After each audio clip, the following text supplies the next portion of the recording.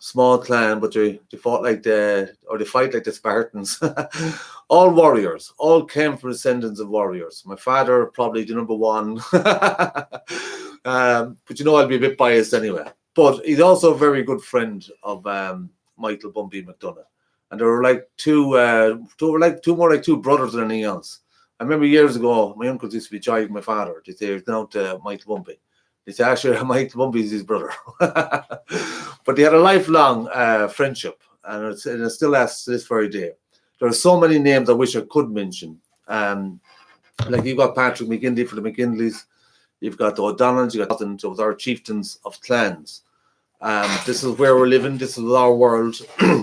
And we always kind of knew there was a difference between the travellers and settled. And when I've mentioned this before, it's down to mentality. And the best way to try to understand it, or try to get an understanding, is go back to the very beginning.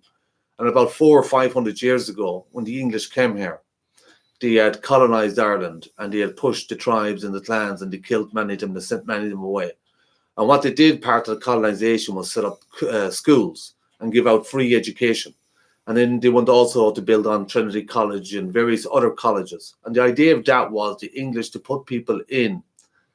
So when they come out the other side of that education, they would be English thinking people. In other words, they'd almost swear allegiance to the Queen without even knowing about it. Even if they're resistant, they were still operating on this mentality, this whole new set of complex systems, like their political system, their law system. All of that was completely different to what had existed in Ireland. In actual fact, we would have seen ours back then, as we do even to this day, as being more superior. When I mean superior, I don't mean that in the human context. I mean it in intellectual context, as in education. They were opposites. They were almost, one was backwards to the other. But our education has been decimated, has been destroyed, and our whole world has been destroyed for that matter. We have so many culture and riches, so much stories, so many legends to be told, that people in the settled community have spent a small fortune trying to discover them, trying to understand them. They play out pretty much every day here, right this moment in Ireland. So all the leaders, right across the board, our biggest battle now at the present moment is saving our community, our identity, our culture, which has been under threat for 500 years. And that's no exaggeration. My friend here, Dylan Foley, will explain it in greater detail. Our greatest battle is saving young travellers who are taken to suicide, 7 times higher rate than the national population, taken to drink, drugs, other forms of violence. And an unfortunate sequence of events that has led up to that. I'm not trying to alleviate people from their wrongs, but even in the 60s, it was a government policy by the Irish state that inflicted a great deal of trauma, if there wasn't enough trauma on travellers prior to this for hundreds of years. And that was by taking children and put them into boarding schools, segregating travellers, forced assimilation, telling us that where were the fallout of society, where were the no good, where were the scum, where were the leftovers, where were this, that, and the other. Well, in actual fact, where were the backbone. As Sherry Adams once said, travellers were the salt of the earth. That's an understatement in many ways. We are absolutely the history of this country also.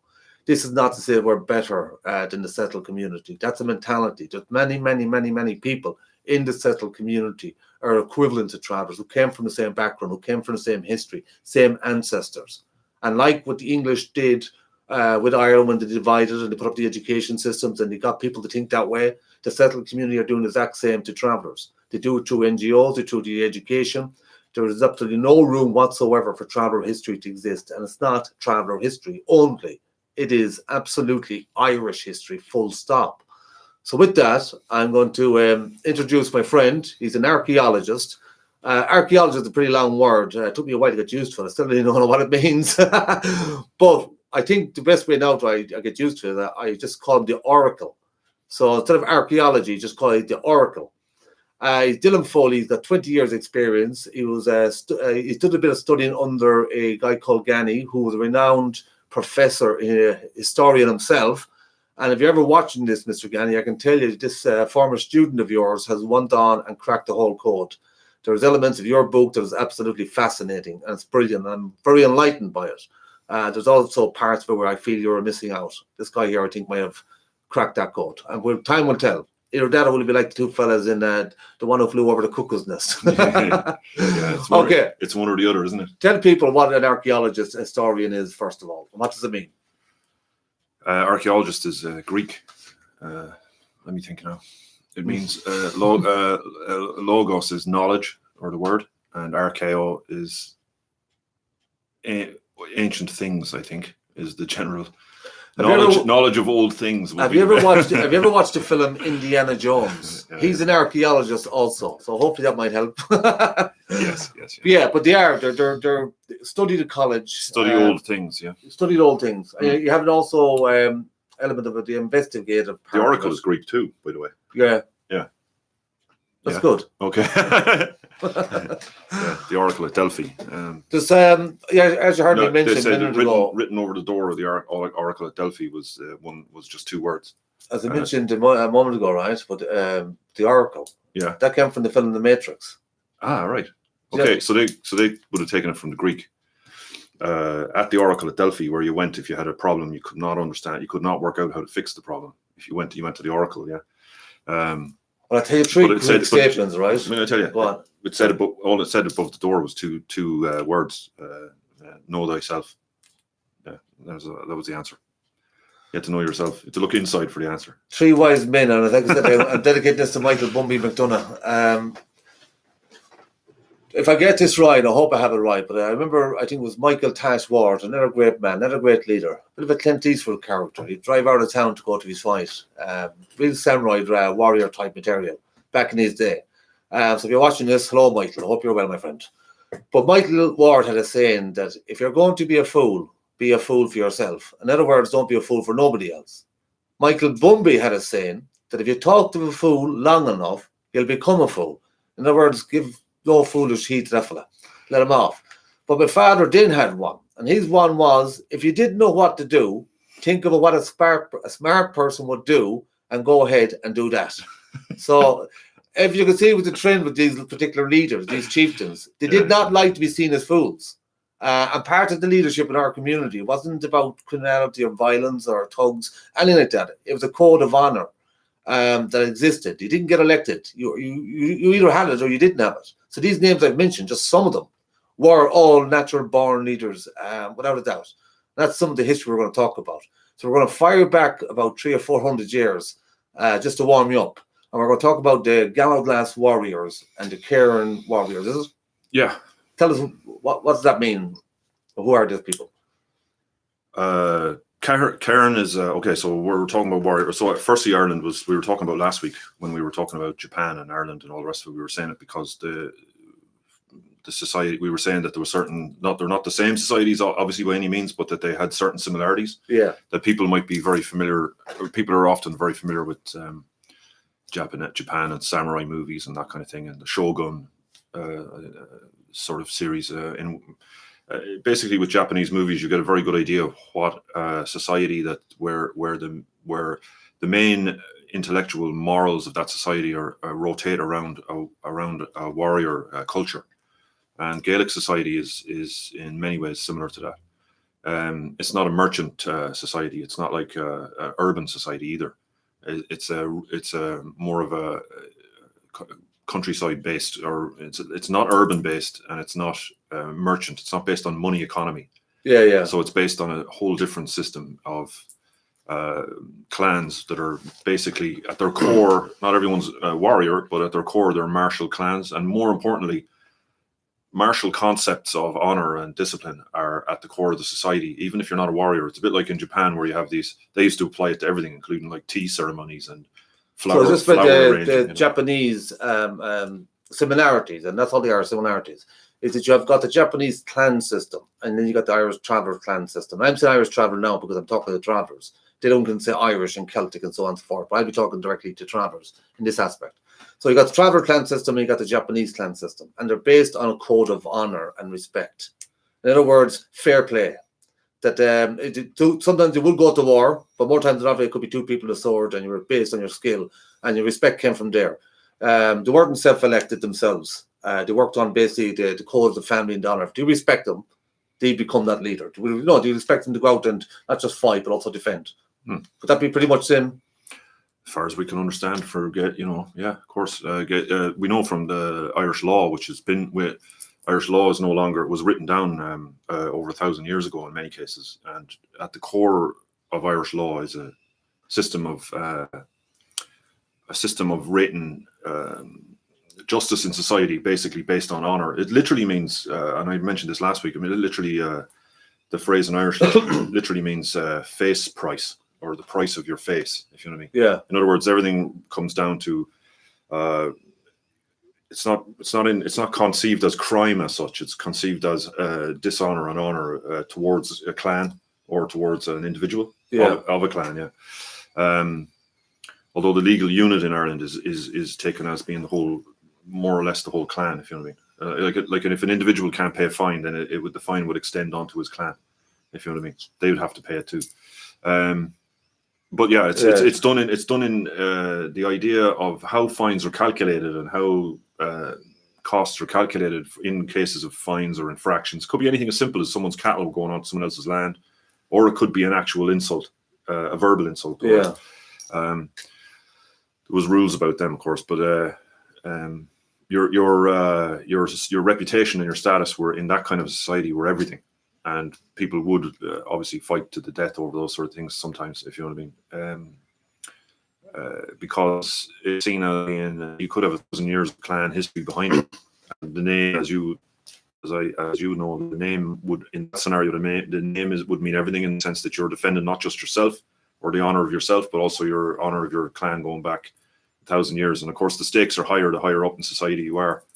You know, so for those that come from very long aristocratic families, that are long warrior families, they would be very much involved in those kind of arguments, just like we see we'd take it as normal if we saw it in a Japanese film, you know what I mean? But we see it as normal when we see it on the paper. Yeah. But yeah. So I get into the details of these I think we go back, we won't go back, if we go through our magic mirror, we won't go back 400 years. We go back a little further than that, just to get to the to say, like, when the Vikings first came in the 800s, there was an Irish tradition of Irish soldiers, although they say the society might not have been, you know, it wasn't as martial as we're used to later, because Ireland, we have to remember, went into it was destabilized after the Norman invasion, and fighting became endemic almost. Before that, it's not so much. There is a warrior. It's still a warrior culture at the core of it, but it's we can tell in history that it wasn't actually as bad. It wasn't as destabilized as what people impression we get. So that was put on it, right? And I'll tell you, one of the proofs of that would be that, I said this to, I think I might have mentioned it, when we look at king lists for Connacht, or High Kings, or Connacht Kings of Connacht, for example, or Leinster, up until the Norman invasion, they quite often have reigns of like 10 years, 12 years, 20 years, even 20, some of them more.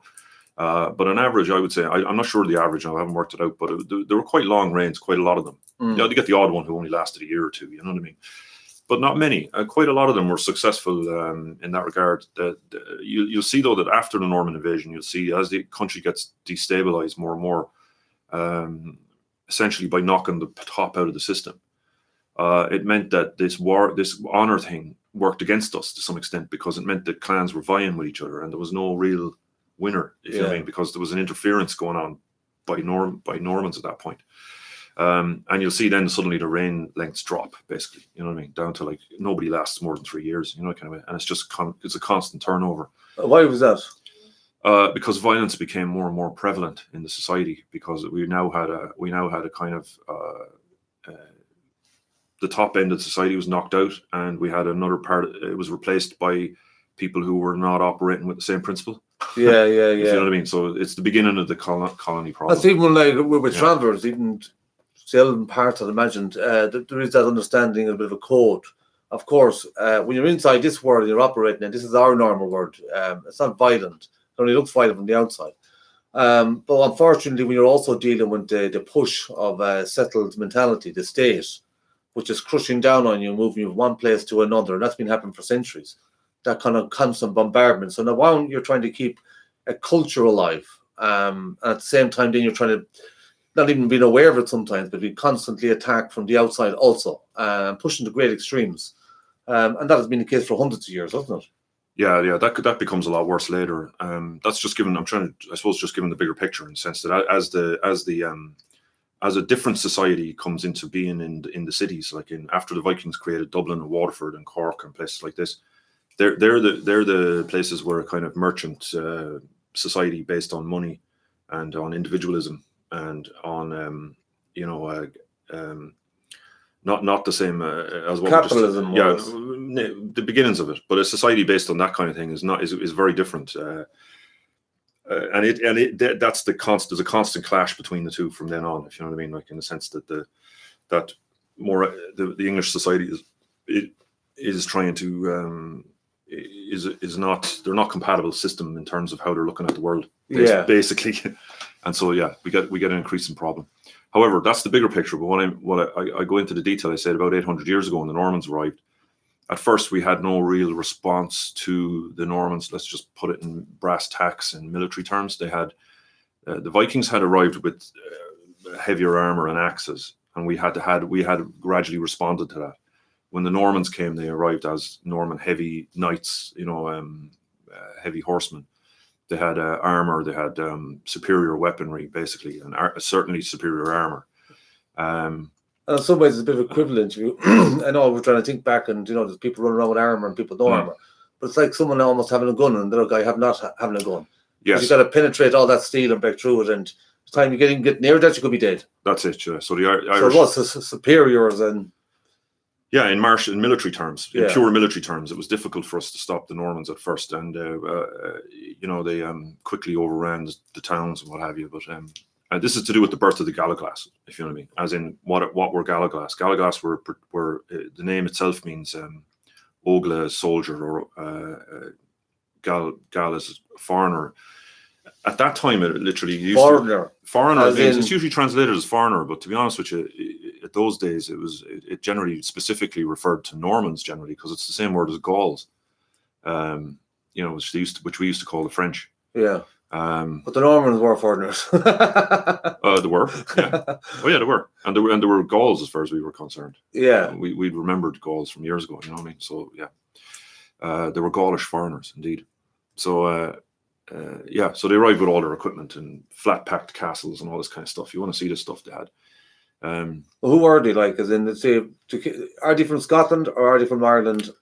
They were they'd come from the north of France. They were originally Vikings who'd settled in the north of France.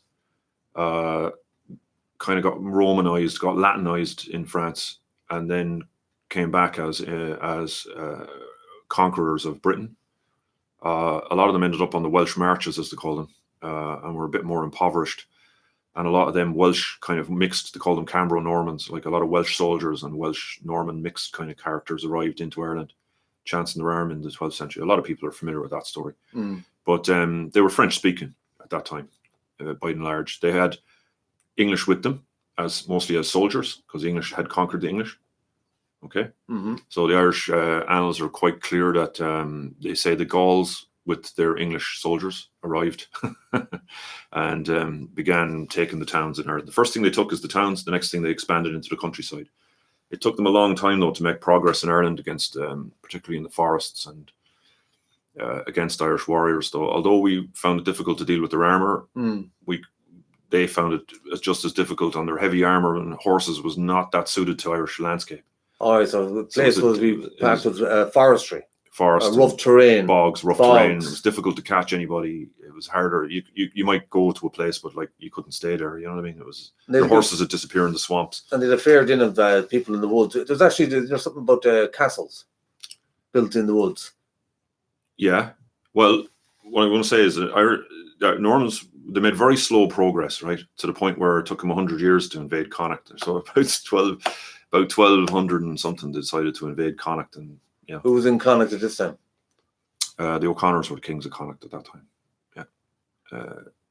Now they would have invaded Connacht. They invaded across Lough Ree. You can go to a place called Rindoon to this day, where there's a lost city. Yeah. Have you ever heard of the lost city of Rindoon? No, I haven't. Okay, so in the peninsula into Lough Ree, there's a large wall cutting off the peninsula, and the Normans founded a large town there. Bits and pieces of it are left. The castle is left. The town wall is left. but there's no town. It was just abandoned. Wow. It's a very strange place. That was their bridgehead into Connacht anyway, and so they invaded Connacht, but they were stopped. They went in two directions. They went to Galway and they went to Sligo. They founded Sligo. They founded Athenry in Galway, and Galway itself. Up here in Sligo, they founded Sligo town as we know in about 1245. The town as we know it, but then by 1257, I think it was, they were defeated here in Sligo in 1257. So they didn't go any further in this direction. So Sligo fought them off. The Donegal people, Donegal men and all the rest of them. There's a battle at Credran-Kill here, just north of Sligo. They were basically defeated at that. Now they hung around for a while, but it's in that song, isn't it? Fleet as deer the Normans ran from Corslave past Ardrahan. So the Galloglass warriors then were brought in. You were saying this, they had some connection with the O'Donnells?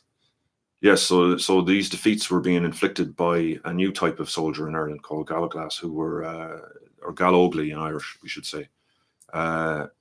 More soldiers, with more of the equipment that was capable of dealing with armoured horsemen, basically. The Galloglass were mostly from Western Scotland and places like that, where they'd were Gaelic clans who had adapted this type of warfare to the wearing the chainmail and using heavy axes. So Galloglass came from Celtic. Oh yeah, origin. They're an Irish type of soldier. So Irish, and they're also renowned throughout Europe being as some of the most fierce soldiers, or unique, I suppose, at training, because the axe. So they were famous. The Galloglass were famous. Again, they applied that kind of honor. They were professional soldiers. They were famous for not turning their back on the battlefield. It was a matter of honor, of course. You can predict it almost, can't you? Yeah. That they either died, they either won the battle or they died on the field.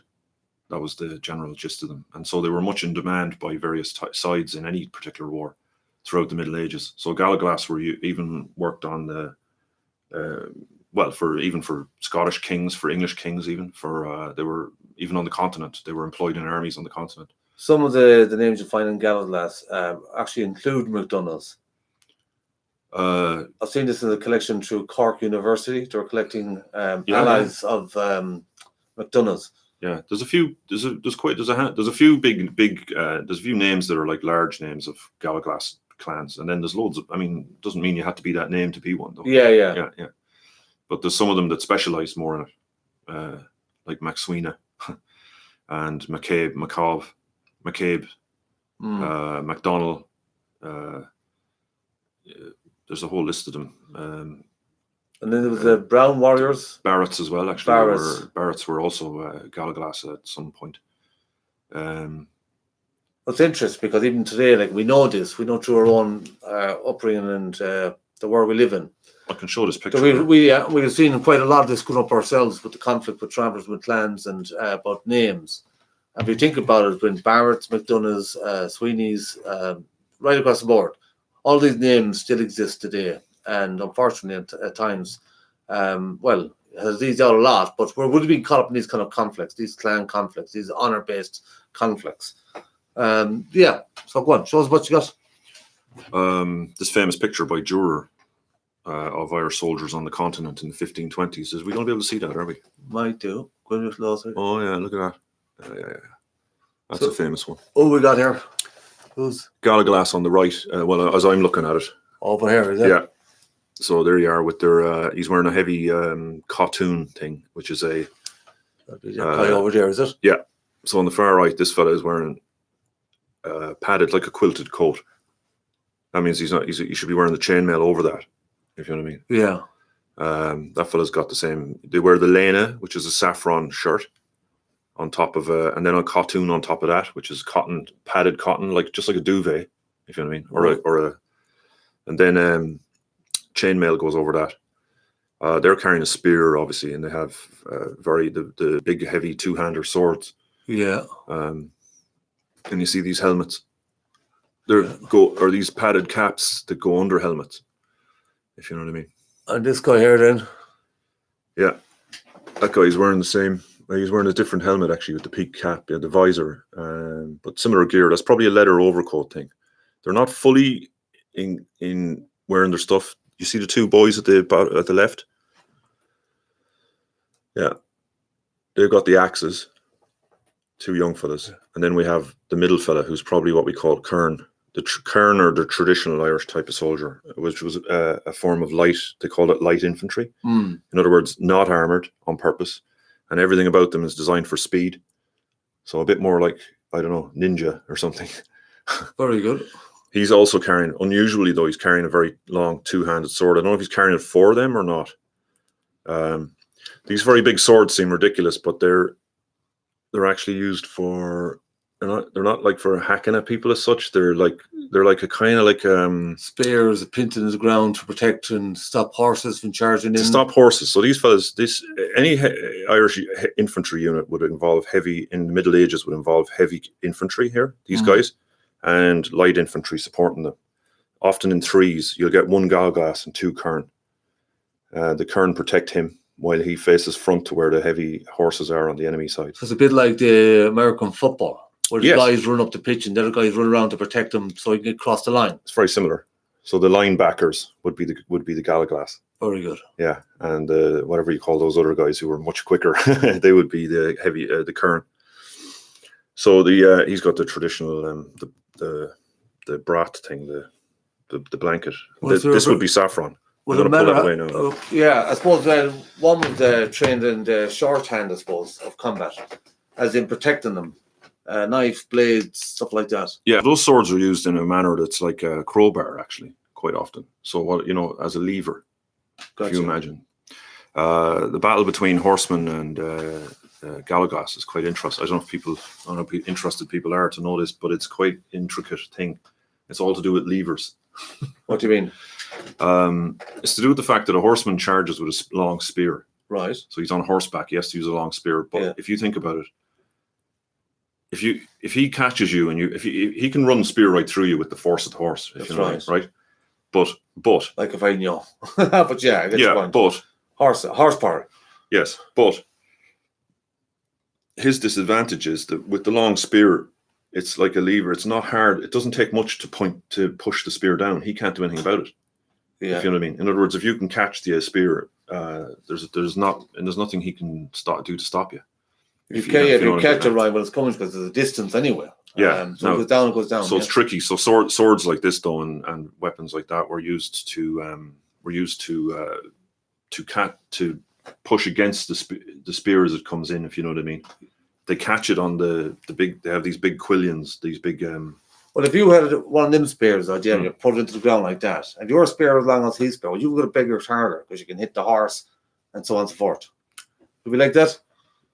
You'd think so, but no, it's not like that. A spear like that, they probably wouldn't use like that. He'd probably just dance around you and stick the spear through you. Maybe, unless there's a big hedgy. You know what I mean? That's true. That's true. But no. It works, how would you use this? It works more in leadership. So you see these swords have very big would have very big the crossbar. If you ever see a Galloglass what do you call it? Galloglass claymore. So Clive Moore is the big great sword. So you've got this long sword. It's got a V shape like this at the hand guard. They've got two big yokes that are V shaped. Protecting the hands. Yes. It's like the old sword fighting movies, musketeers with the. Yeah, but you couldn't use them in sword fight. Well, you could, but not really. I mean, they're too big for that. You know what I mean? Like those kind of weapons are used to catch the. It's like a catch. The V is like a catch for catching the sword, you catch the spear in the angle. Yeah. Do you know what I mean? And then you can push if you catch a horseman's spear in any angle like that, he's useless. You can't do anything with it. You can push it in any direction you want. So it's a long sword. It's hard for me to describe it in words. But see, given that they're very big swords, two-handed ones, it wouldn't make sense that everyone had one because you have to be either that stature or that kind of level. Or those kind of weapons are used in a way, like that's what I'm trying to say. They're used against men in armor. You have to understand. Yeah. So Galloglass, this is the point, is Galloglass specialise in fighting men either in armor or in armor on horse, or guys in armor on armored horses. Even either way. Yeah, it's like dealing with a tank. Or armored horse with armored man. Yeah, exactly. It doesn't matter how you look at it. But whatever way you look at it, you're not just going to penetrate that with something small, if you know what I mean. So they don't bother doing that. What they need to do is knock him down first. They want to take him out or to knock his weapons out of his hand. Right. And the way they do that is it's all about levers, if you know what I mean. In other words, they're trying to push against him. These big swords are used like you could jam it. If you jam it through something or jam it in, as you say, in the ground and lever it against the person. Yeah. You know what I mean? If you catch his weapon the right way. That doesn't work now. If you catch another fella's weapon the right way, that kind of fighting then would be, they'd press against the armor, if you know what I mean. Yeah, but I can tell you, right, not from experience or anything. I can tell you that because they focused on the big long blade, the big long sword, it's because it was so long that it stuck out. It's like almost like noticeable among all the warriors. Some people would have big sword. In the same way that if you couldn't carry the big sword, you'd be using something else. It wouldn't be a case you could no longer be a Galloglass or not part of the system or whatever. You could use bows, knives, daggers. So they have a bow as well, actually, in that picture. Yeah, they have a bow as well. And they're also singled out because over their fashion. Yes. They had a unique fashion compared to other soldiers and so on and so forth. In Europe. Well, anywhere, pretty much when they're wearing them.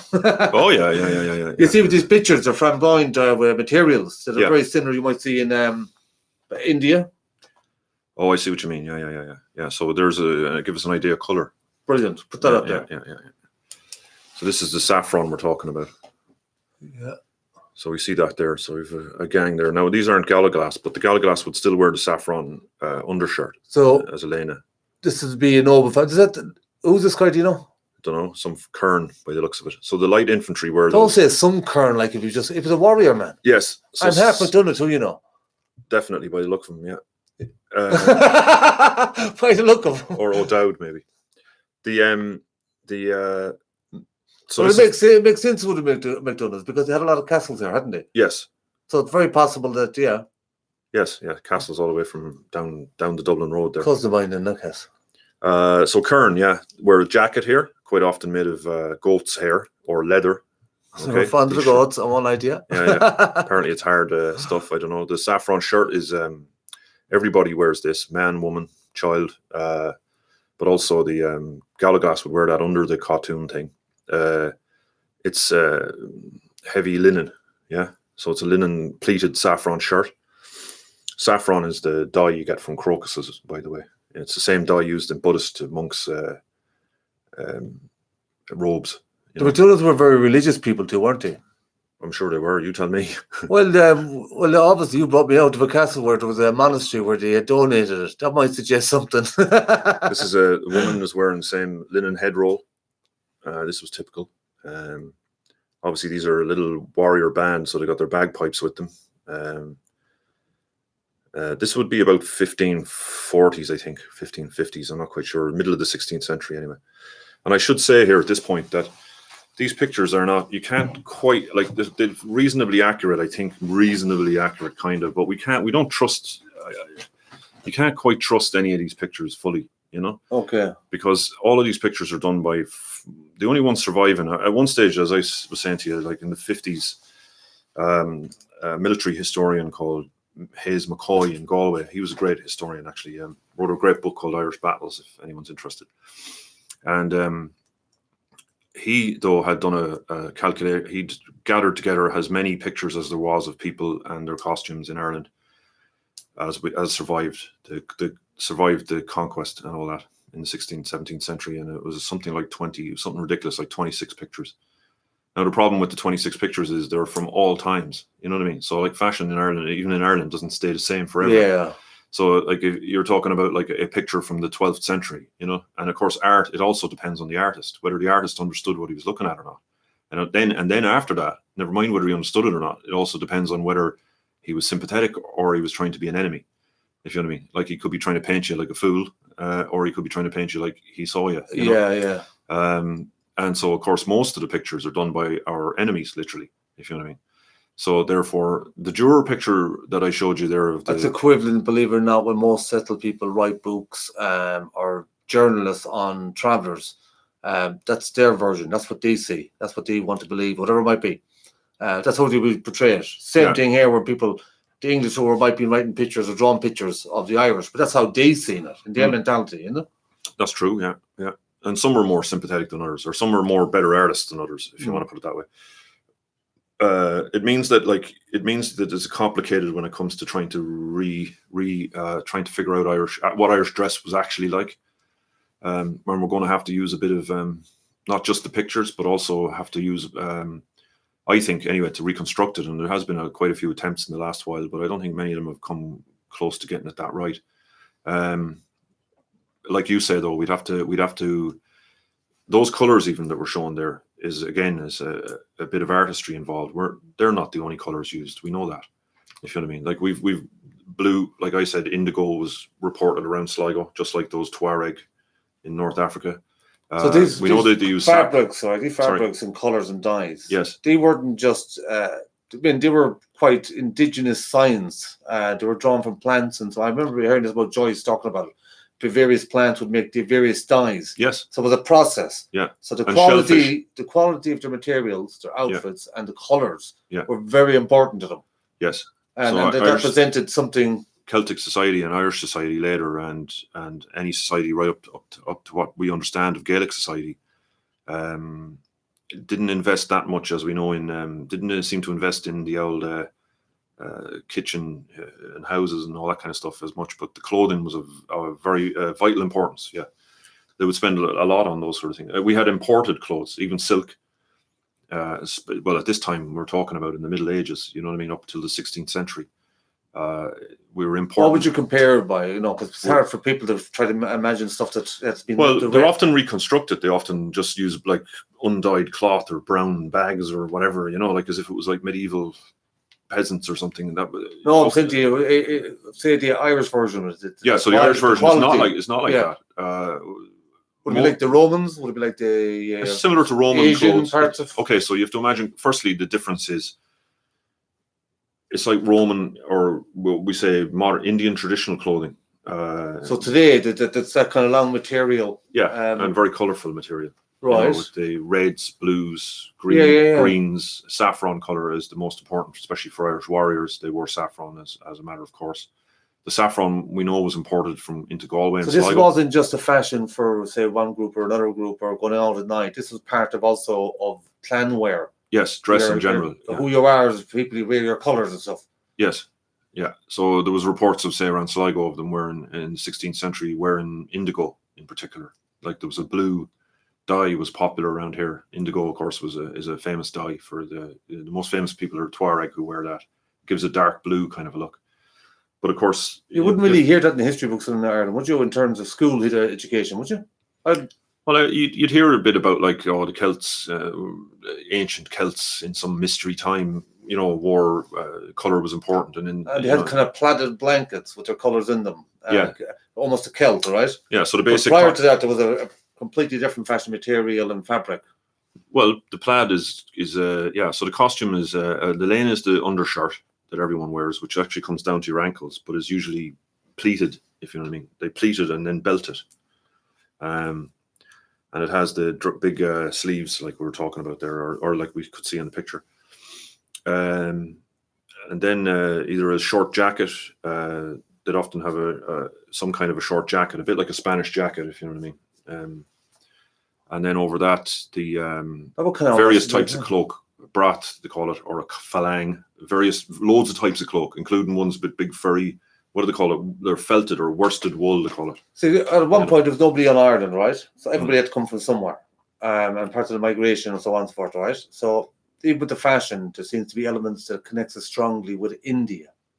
That dress code, that fabric, that material. I get it. Yeah. So even today's India, that they would have been, and that just comes into old time, new time. That in some way we became more fashionable.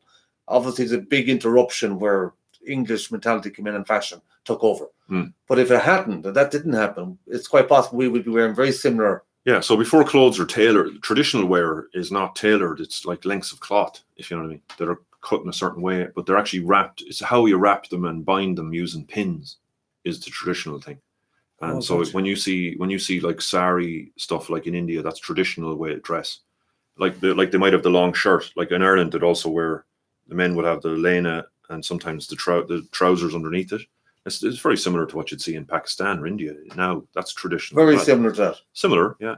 And the same with the women with the same thing, Elena, and with the other garments over it. But it'd be like they're mostly garments then that are wrapped rather than tailored, if you know what I mean. So it's how you wrap the garment. So why isn't it a fashion culture in Ireland? Why aren't Irish people not wearing similar to what wear in Pakistan or India? Oh, of course. Well, that was one of the first things. Identifiers that was actively. Well, firstly, it was barred. It was barred in the Anglo-Irish towns in the Middle Ages with the various laws and Kilkenny statutes and things like this that barred.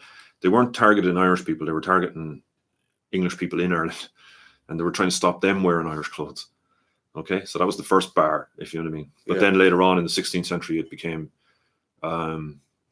firstly, Irish methods of wearing your hair, Irish hairstyles, and the saffron itself and things like this were barred as being because they were directly connected to Irish soldiers and to Gaelic society in general, which was not, which was at that point kind of outlawed to some extent. Through my work with involvement with the movement over the years, many of the stories that would have come up over the years and still do today, particularly coming from traveller women, would be having to change their hair, not dress like a traveller, not have hoop earrings, try not to look like or act like who they are, for a simple purpose of getting served in pubs or restaurants or whatever it might be. So where it was once illegal to dress in the Celtic fashion, today in Ireland that still plays out. We've got a couple of questions. Yeah, I had them off the side there. Can you read anything? Sound perfect. Blessings. Hi, Leo as Elvis. Well, Bernard. Hello, Leo. Tristan Nolan with a puzzle. Alex, hey. Wild tattoos. Watch out for the kitty in the background. That kitty gave me a jump earlier on. Right, they were apparently made fun of for going barefoot many times. Galloglass or the Travellers? Probably all of them. Yeah. Yeah, Irish people in general. Yeah. Well, barefoot was pretty. We had shoes, all right, but you wouldn't waste them on. You know what I mean? Going barefoot seems to have been fairly standard in Ireland. You were better off, to be honest, because it's so wet. If you can imagine, you're just ruining your shoes all the time. Yeah, well, people did wear shoes. They had leather sort of moccasin things or whatever, and there's some very quite fancy shoes you'll see sometimes that are like, again, like moccasins, kind of like leather. It's amazing because we're looking at pictures, right, that go back a few hundred years, many hundred years. And then we're looking at events that happened many hundred years. And there's even people in America that are looking to make films about Irish history and clans and Brian Peru and all these kind of people. And we grew up with this, seeing it every single day, witnessing it and feeling it. So that's why I want Travel Vision to be a place for all travellers in terms of putting our conflicts and our differences behind us, uniting the clangs. Or clangs. I keep saying clangs. I know it's clans, isn't it? Clangs. Somebody pointed out before to me, but anyway, that's how I say it. Yes, but uniting the clans, because I tell you why, and it's very simple if you think about it. All our legends, all our heroes, and all the people I mentioned, even when I say my father's the best, that's my perspective as a son, and as many sons would feel the exact same way about their father. All of them were legends, and there's no doubt about that, in very difficult, complex times. But more times than often, they were smart, intelligent-based people that a lot of their families and community relied heavily on them to keep that Celtic culture alive, to keep that identity. It wasn't to be hostile or to be indifferent to settled community. Many of the settled communities also came from clan-based systems and also shared the same mentality we would once have. So the question is, I suppose, when we keep getting asked who are Irish travellers, the question is, it'll be who are the settled mentality. Now, as I've mentioned before, this is going back hundreds of years and has existed right here today. So one way we're trying to salvage history, remembering all them people in a positive light, in a good light, despite the difficult histories it might be. And the many, many, many travellers are still alive here today that we regard as our great leaders and chieftains. Not always agreed upon internally, but you'll get that. There's always been fractions. There's always been differences. The best we can do now is to remember those people. The best way we can is document the history, tell our version, because we're the people that were not indifferent. We're not the outsiders. We're the people that has a mentality that's lived here for thousands and thousands of years. No, the Galloglass warriors, all right? Okay, so I must describe as well that, sorry, go on. They worked with, there was various, the I forgot to mention hair as well, actually. I forgot to mention glibs, because I didn't want to upset you. No, I'm one, thick skin. They barred glibs in the 16th century. And glibs were the English referring to what they called like matted hair, or these things they were saying were always in their eyes all the time. Or more than likely some form of dreadlock. They are a dreadlock of some sort. Yeah. You know what I mean, to be honest. And it was a sign of Irish warriors in general. You can see them there with their long hair in this picture. These, will that show up on camera? I'd say so. Might get some... Might do.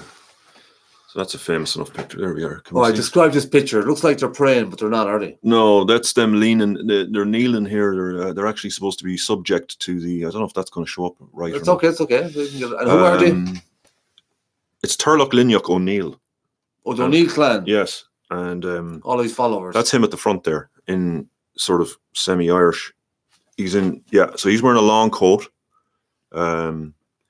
He's wearing he's got a Euro hat, if you see what I mean. So he's got a mixture of fashion between Ireland and between Irish traditional fashion and continental fashion.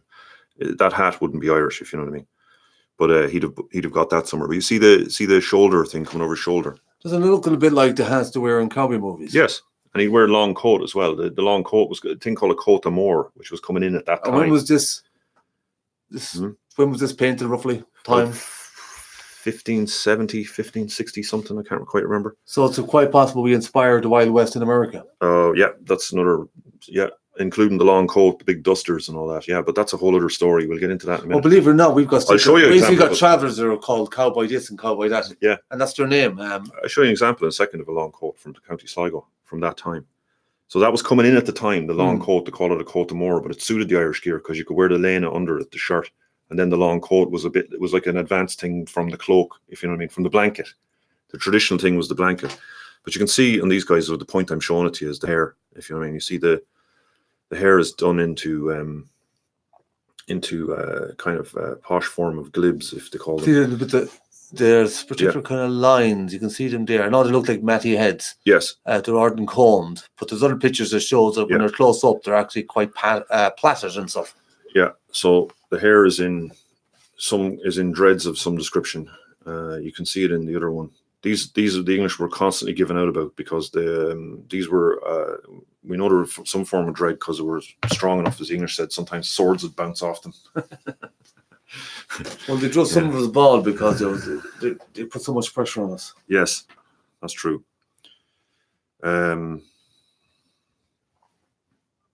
What purpose did they serve in Ireland? Who were the Galloglass fighting for, with, or against? What was their purpose? So, their purpose was initially their purpose was they stopped the Norman invasion going any further in Ireland, to be honest with you. And eventually, but though they just became part of the Irish, everyone used Galloglass, including even the Dublin administration, if you know what I mean. So because they became like mercenaries. Over time, they became more and more like mercenaries, yeah. Out of work, like. Some of them out of work. Ireland has a word for out of work for wandering masterless swordsmen, just like Japan does. Yeah. They used to wander the countryside, offering services to various chiefs. So when the way of the samurai had broken down or came into an end, there were still warriors practicing. Yeah. But there was no one to practice it on.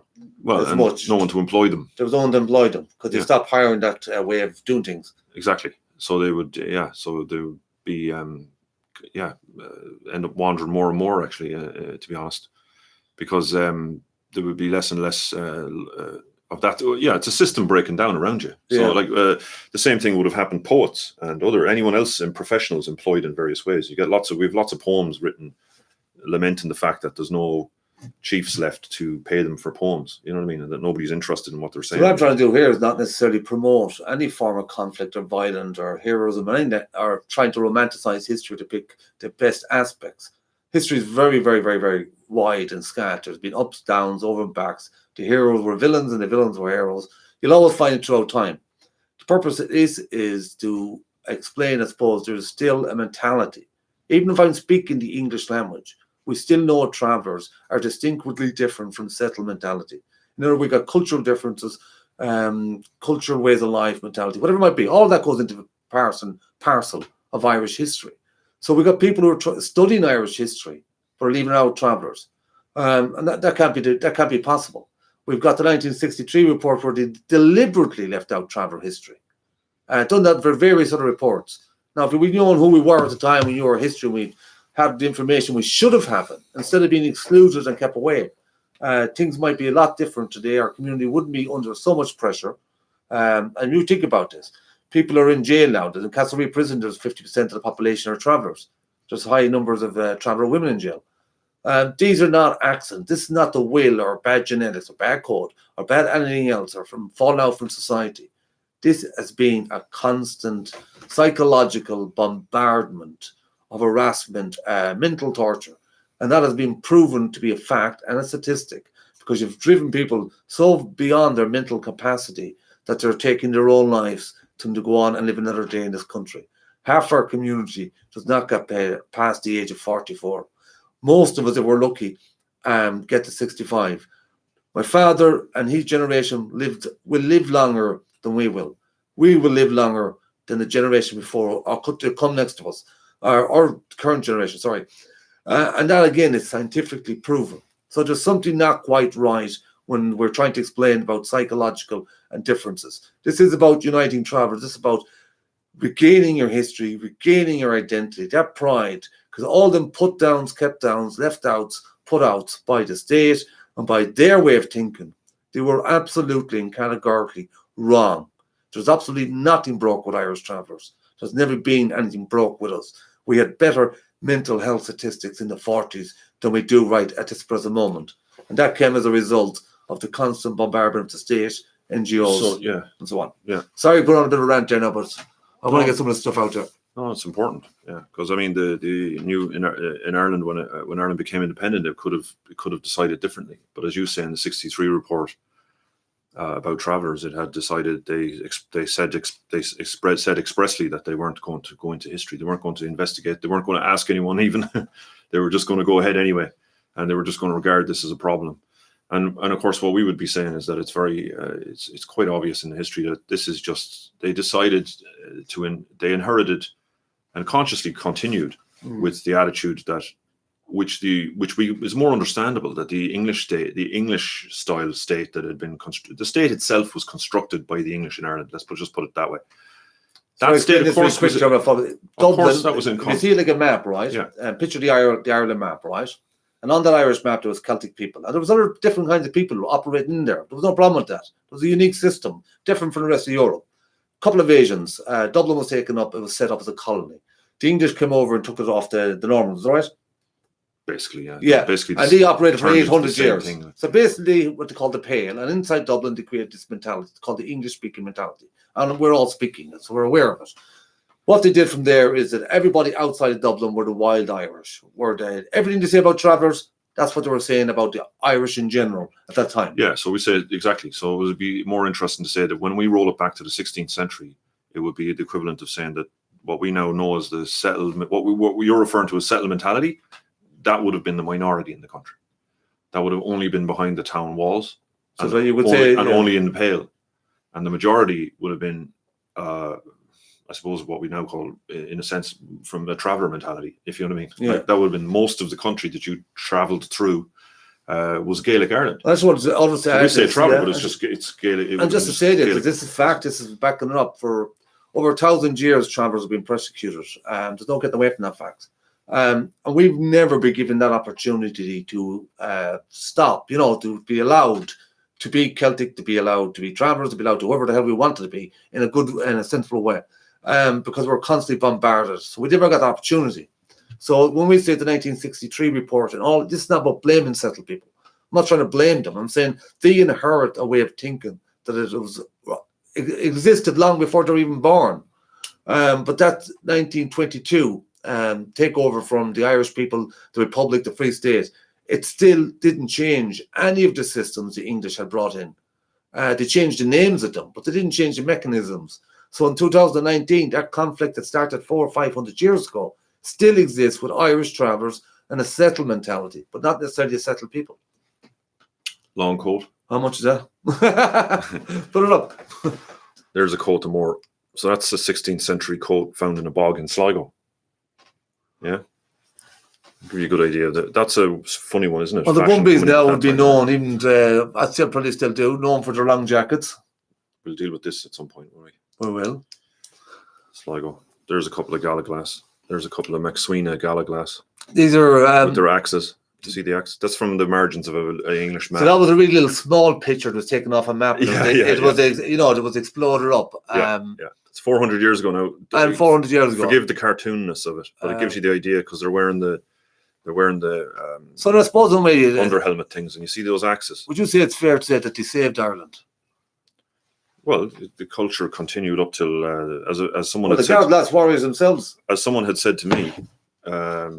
So the Normans conquered most of France, England, Sicily, the Far East, Malta, not the Far East. What am I talking about? The Middle, Jerusalem, Malta. The list kind of goes on, if you know what I mean, in terms of Normans. So this was even probably just equivalent as the English Empire. Yeah, as he said to me, massive armies. Yes, he says to me, like they were very successful warriors, the Normans, and they were very good at it. And as I said, they were very impressive. They used to throw castles up in a day. They used to bring them flat packed, would you believe? As I said earlier, they'd have them all marked out. Yeah. Wooden framework, big A frames. They'd knock a castle up in a day, and travelers, tents, travelers, wagons. Yeah, there were Normans. Now were basically unstoppable. Except as that person had said to me, and you're trying to tell me, Dylan, that these guys, that you stopped them here. Well, some guy was in the middle of nowhere here. So basically in Sligo, right? You had the Connorses, you were having the Sweeneys, you would have the McDonoughs, you would have the Barretts, because they're all part of the Galloglass teams that are around in times. Yes. And they would have come down through Donegal and so on and so forth. Yeah. So the only place they left was, as Cromwell would say, Hell O'Connor. Was that it? Was that saying Hell O'Connor? Yeah, that's later, yeah. But nevertheless, we're trying to say in the west of Ireland, particularly Sligo, was never conquered. It was never really colonised. It's the only part of Ireland, maybe, that keeps such a uniqueness. Because even on Waterford period, we keep them out of it. Not the only one, I would say. Not the only one. No. But who else is there? No, but it's unusual in the sense of the town. That's the thing that's different. Yeah, there was an But it has a uniqueness. That's what I was saying to you. It's unique compared to... that's the problem in it. That's, as they always said in Ireland, the problem was the Norman conquest never was complete, if you know what I mean. They reckon if it had been, that it would have become a typical medieval state like France or England or whatever. Yeah. But it was never completed in Ireland. The Gaelic resistance was effective eventually, and one of the places they were stopped was in Sligo here, just in North Sligo. So here in Sligo, they sent the Normans back, and so the Galloglass gradually rolled along with other things going on, but the Galloglass in general, yeah, you're totally correct, rolled back the conquest of the Normans from the 12th century right up until the early 16th century. By that time, the area that the state would have controlled was very small. It was only this little area around approximately the size of Dublin County. You had the Barretts in there. The Barretts were part of the Galloglass. In Mayo. Yeah, in Mayo. Yes, yeah. You had the McDonoughs. Yeah. And if I'm correct, Michael Bumby McDonough, your castle's out the road, isn't it? Yeah, there's several of them. He's got several castles. Yeah. Remember I said to you on the phone, 40%. And I'm going to will I show this? Can I show this? I can. I don't bother. Yeah, no, do go on. There we go. There's an axe. Okay, so this is a proper Galloglass axe. This is from Donegal. I have a feeling it might be a McSweeney axe, but never seen it before in my life, mate. No, he denies any knowledge of it. When was it taken? How do you mean? How long ago was this? Oh, that's from 16th or 15th century. I'm not quite sure.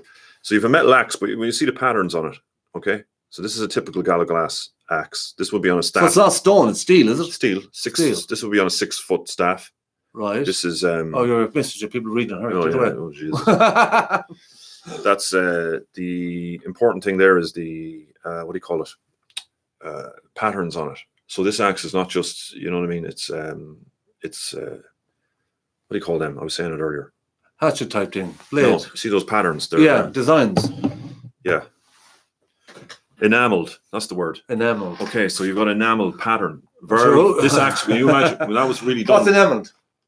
Enameled, like glass, like a glass, colored glass pattern. Yeah, this axe would have been the body of the axe, if you know what I mean. Oh, I got you. It's like a gloss almost covered over it. Yes, it would have that zigzag patterns and stuff. If you see there, Yeah. they're put on like little tiny glass tiles, little enamel tiles, like a mosaic. So it took a lot of pride in chopping somebody's head off, didn't it? Absolutely. Yeah, I mean, it wasn't just a case. No, I'm of saying all the weapons are this is what we're trying to get to now. We're talking about hereditary professional soldiers going for centuries, if you know what I mean, right. that are using even the weapons like this. And it wasn't just the men soldiers; it was equivalent to women, and we have that too in the travel women. Go back in their legends. We know this. Some men were even afraid of them. There were that much legends. So we have the weapons like this that are actually, we've lost most of the evidence for this sort of thing, but that's one surviving bit where you have Put it up again. where you have like the enameled patterns on the blade. So these designs, obviously the cutting edge isn't like that, but the designs all these designs over back here, these are all part of yeah. So we're talking little glass enamel tiles. So that's just a hint of the fact that all the weapons were tasseled, painted, enameled. A lot of work goes into these kind of things because that's where the focus of for the people in those warrior clans. That's where the focus of their pride and honor is, if you know what I mean. In terms very of defending. similar again to Japanese. Yes, the way swords are treated. Yeah, they're worshipped. Yeah, so the swords are treated like this and whatever. So this is you're talking certain weapons in our society, certain blades, certain swords. The axe was a weapon particularly associated with Galloglass and heavy infantry, and again was designed to stop armored horsemen in particular, to penetrate armor. If you know what I mean, essentially is what it was. Of course, you get the same thing in Japan where you got like certain styles of martial arts that were designed to deal with fighting people in armor, if you know what I mean, and things like this. But in Japan, they're still ritualized Again, in a formal manner, you know what I mean? Whereas in Ireland, and there is not. There is that constant element, and again, it's a mentality thing when you really think about it. Well, basically, that even in the history books, they try to portray Ireland as being the wet, miserable place, clans fight. They don't talk so much about the detail of the system. It's part of a colonial thing to not explain why it's happening or what its pedigree is. This isn't about right or wrong. This is about where it came from and what it was, if you know what I mean. And we don't make the same judgment. We would be just as horrified if, samurai would test his sword on some peasant. That's not on, like, you know what I mean? In the modern world, that's true. But at the same time, we don't judge it because that was a centuries ago. We can't judge. We don't live in that society anymore, if you know what I mean. But we have an added problem that the Japanese don't have, which is, of course, the colonial thing, which is the only thing we're not even in that. I'm not interested in right or wrong. What we're interested in is to try to get past what the negativity you've inherited of, like, what that martial tradition really is and what it means. That's right. In another part of the world, that would be we would probably have translated it, judging by what's happened in other countries. We'd have moved it into a ritual area, if you know what I mean, like a more. Well, it would be more into martial art now. It would be like schools involved, Well, it's like this, and it's like everything else. Not everybody was a warrior. They didn't need to be the warrior. Now, each family, the people weren't warriors. Warriors consisted of different things, but also there were people who were poets, musicians, scholars, educators of all types, and they too held as equivalent to the people or the warriors. So that's how they formed the society, wasn't it? Yeah, they'd have equal status. The equal status as the warriors. Yeah. So you mean, how do you get that? I mean, if it was a kind of a dangerous system, why would you give power to people then? It's not, because in those times we didn't have a central state. We had to have warriors to keep. At the end of the day, society rests on it's only as good as its defense was, if you know what I mean, in the sense that you had to defend yourself as well. Yeah. And so someone had to do that job. Not everyone wanted to. Obviously, that you could live quite well, but then again, you were also facing, like any warrior, like any society like that.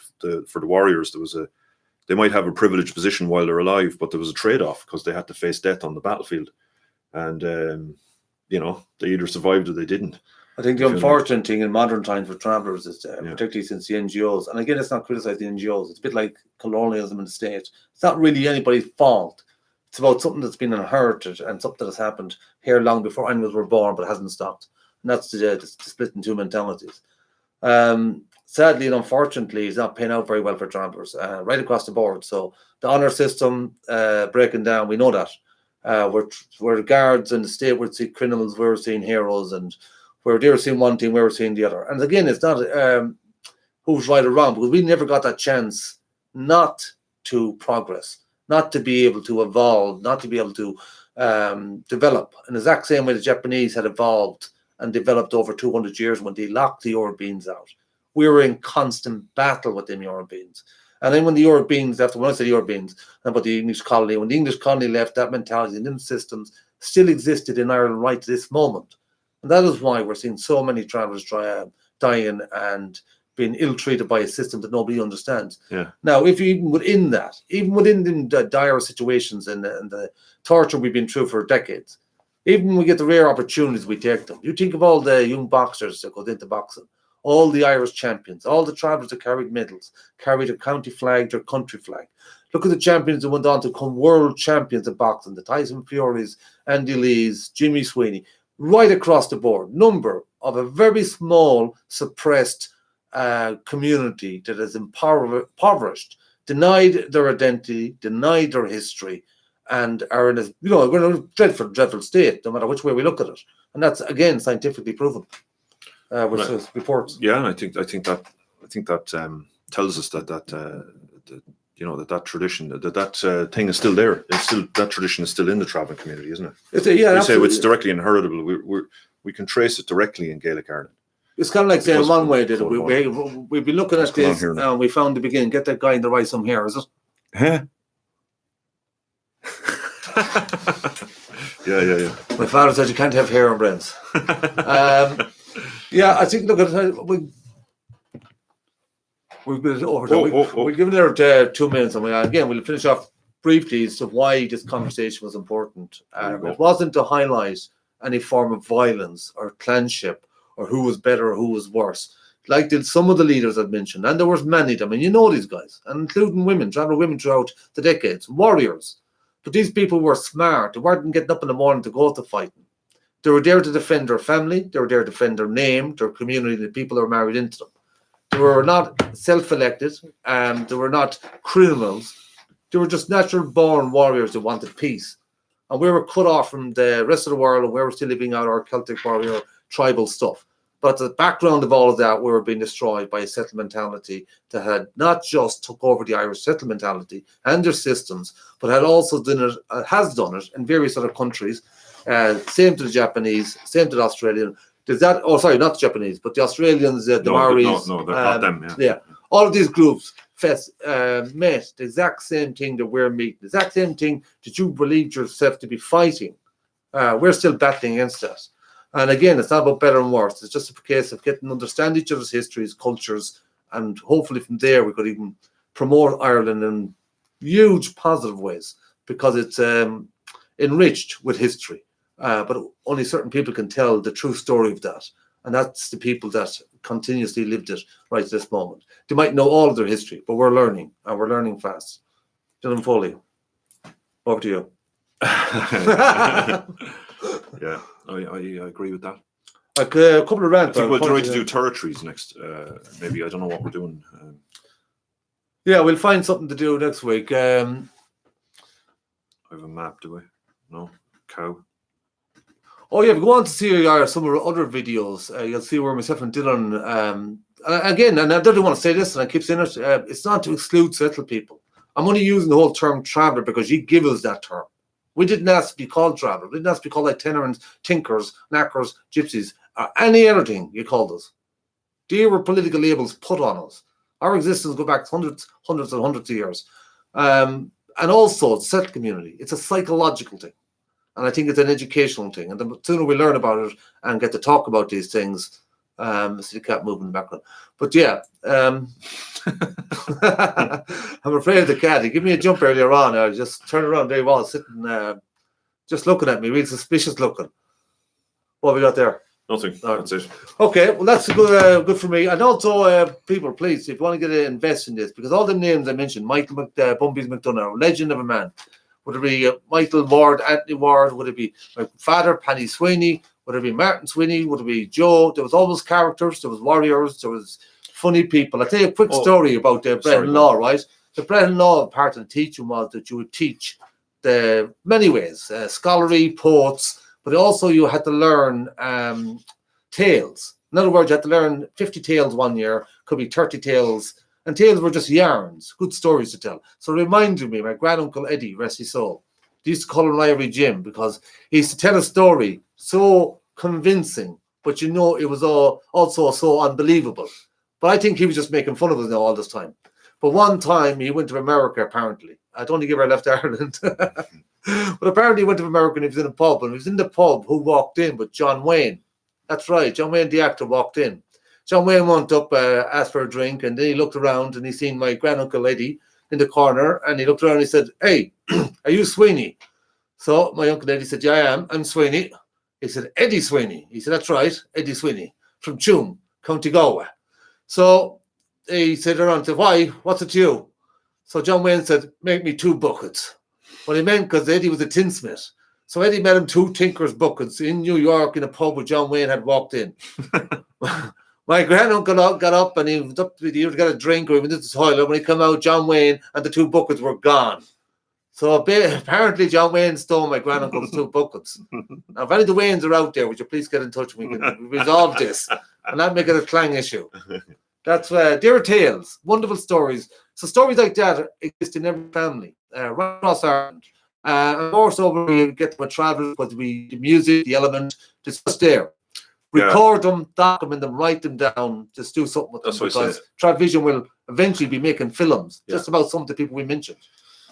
Yeah, maybe next time we can mention about that, because a very important side to that warrior thing is actually the other side of it, which is the praise poems and the what do you call it, the jibing, the slagging, what do they call it? They call it satire. Satire. Travellers are renowned for having high spirits and jibing, and again, it's about wit. You shouldn't really go jibing if you haven't got the know-how. It's usually reserved for people who require being intelligent, and that's an insult. Everyone knows that. My father, Patrick Josward, all of them people had it. They had the wit.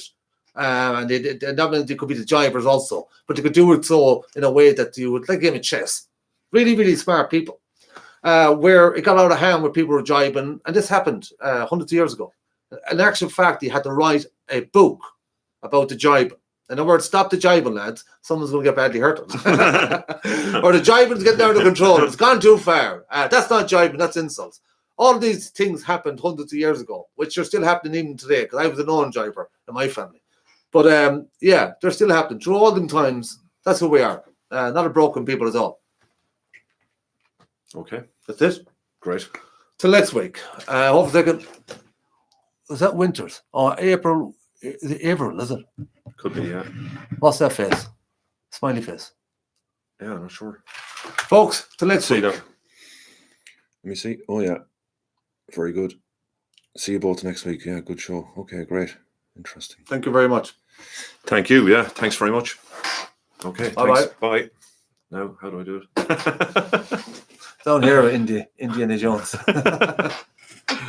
He misses the button. I still, you haven't got it up yet. End.